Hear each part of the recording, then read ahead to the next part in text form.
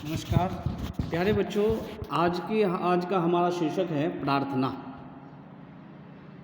और प्रार्थना क्यों की जाती है, किसके लिए की जाती है और प्रार्थना से क्या लाभ होता है, इस कविता के माध्यम से कवि ने बताया है।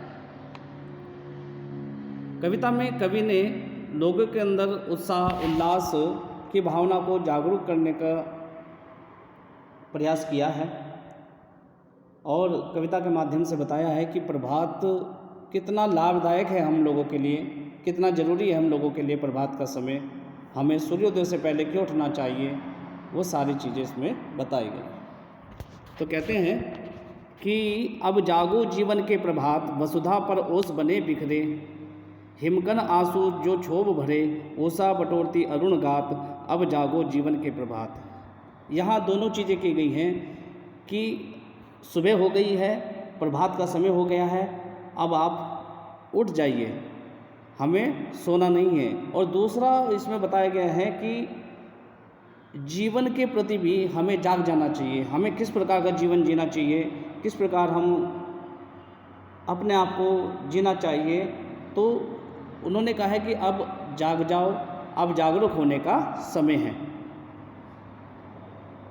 तो कहते हैं वसुधा पर ओस बने बिखरे, हिमकन आंसू जो क्षोभ भरे। अब इन्होंने कहा कि जो वसुधा क्या है, पृथ्वी पर जो है ओस की बूंदें जो पड़ी हैं, और तुम्हारे जीवन में भी जो दुख की बूंदें हैं वो भी दूर हो जाएंगी।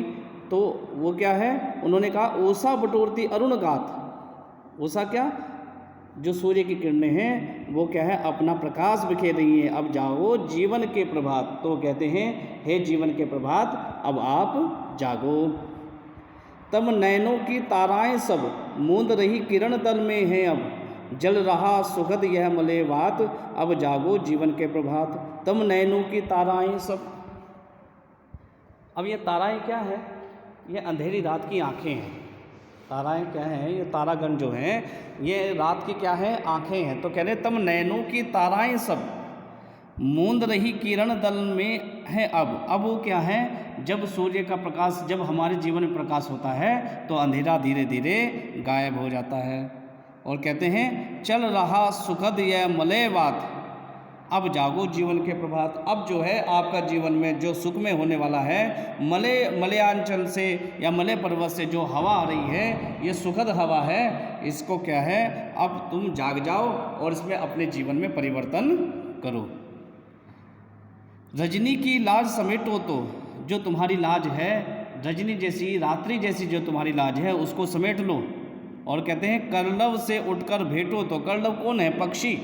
अब कह रहे हैं कि उन पक्षियों से सुबह सुबह जो चहचहाते हैं उनसे तो मिलो, जीवन रूपी जो पक्षी है कम से कम उसको तो मिलो।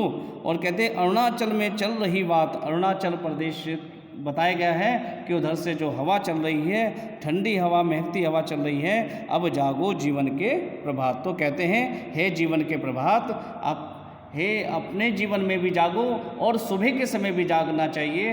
तो दोनों ही बातें इसमें कवि ने कही है कि जीवन में भी जागना चाहिए और सुबह प्रभात के समय भी हमें जागना चाहिए। धन्यवाद।